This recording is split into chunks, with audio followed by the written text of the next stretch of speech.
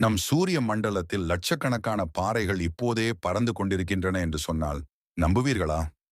இவையே ஆஸ்ட்ராய்ட்ஸ். இவை 4.6 பில்லியன் ஆண்டுகளுக்கு முன் கோள்களாக இணையாமல் மீதமிருந்த முதன்மை சூரிய நெபுலாவின் பாறை மற்றும் உலோகத் துண்டுகள்.